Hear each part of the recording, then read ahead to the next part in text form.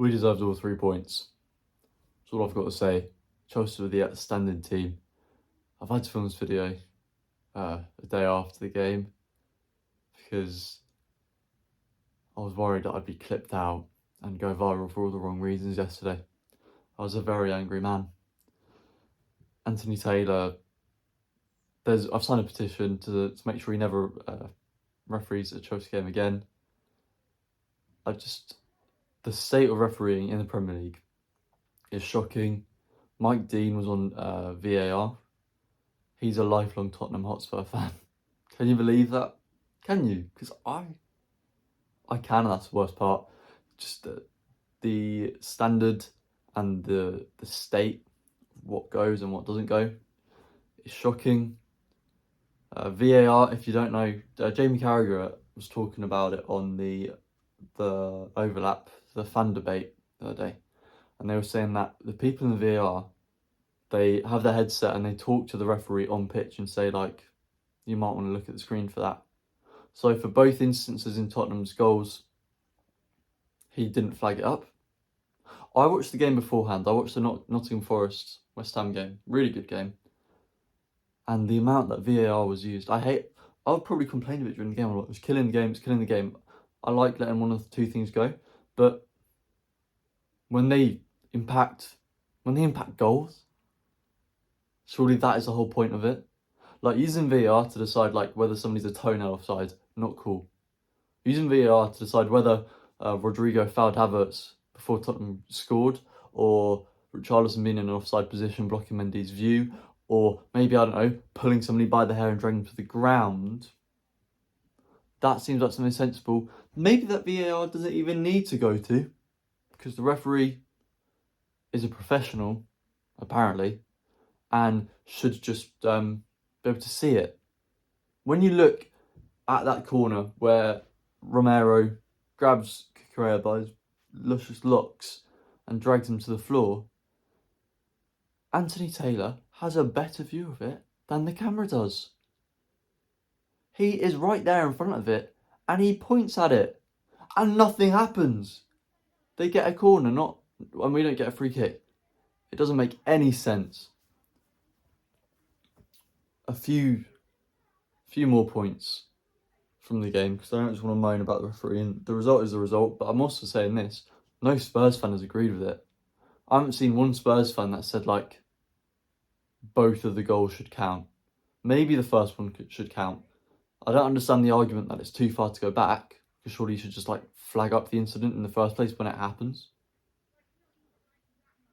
I haven't seen a single Tottenham fan agree with the second goal.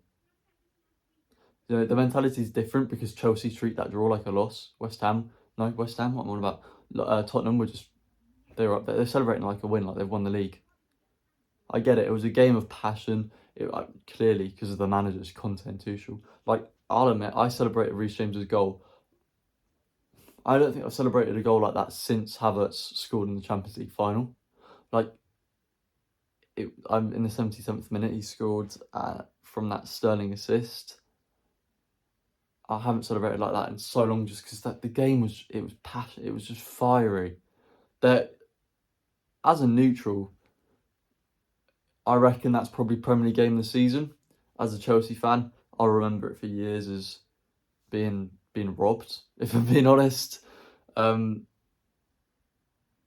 if just to talk about the managers quickly, this is Tuchel's Chelsea.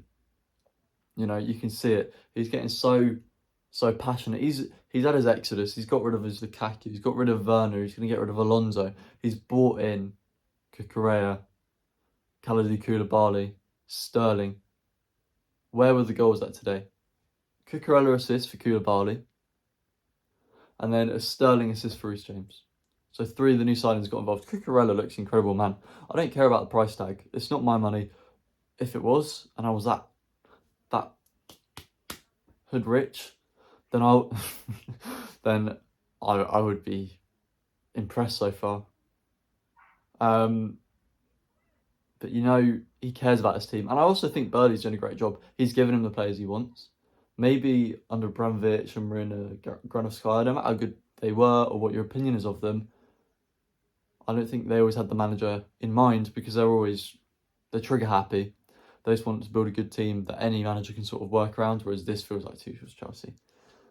And that was evident in how passionate he was. After the first Spurs goal, and he's irate, and Conte goes up to him, it's like a bellend, gets yellow cards. And then the second goal, he runs the length of the pitch. Just that, I don't know if that is deliberately to piss off Antonio Conte, or to get fans involved, to get us all as pumped up as he is. But I thought it was an excellent display. And picking Ruben Loftus-Cheek at that right wing back, I know he did it a bit last season.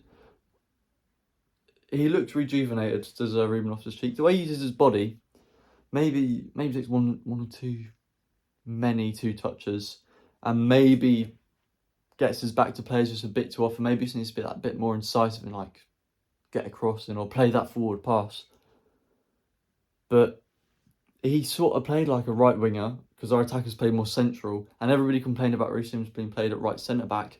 But because Loftus-Cheek could push up so much, it meant Reece James could still play right wing back, as we could see, because he whipped in that perfect cross to Havertz, which he should have finished. But that was a world class cross, and then he was there for the goal in the 77th minute. It just made it so difficult for Spurs to do it.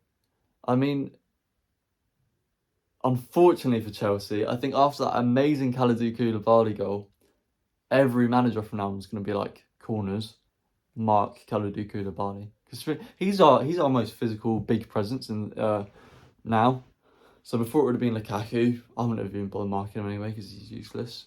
Probably too much sweat on his head, the ball to go over it or whatever. But I hated that, man. I still hate him. But I don't think Koulibaly's going to score a goal like that again for Chelsea, because it was too easy for him. But just the technique to finish it was absolutely mental. And then a few minutes later, Chelsea got another corner, and then he attempted a bicycle kick, which was not as flattering for him. But a celebration for that goal as well. I loved it. Everything that Chelsea did that game, I loved. Everything that Spurs did that game, I actually detested. I couldn't speak for about 20 minutes after. I listened to Everybody Hurts in the car. Got a Chinese takeaway, but I'm a veggie, so it was sort of, it was sort of just like a series of events and of what could have been. Could have had a chicken ball, but I had vegetables. You know what I mean? Could have won. Could have got 3 points, which would have been decisive in the Premier League race, but I didn't. I don't know what I'm about. I'm waffling, yeah? But also after the game, I was like, I hate Harry Kane. I don't want him to ever play for England. Finish with him. He dived all game. It was shocking, but most importantly, we were robbed.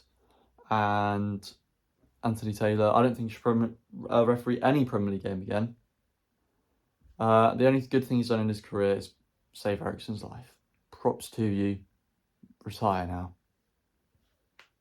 Subscribe.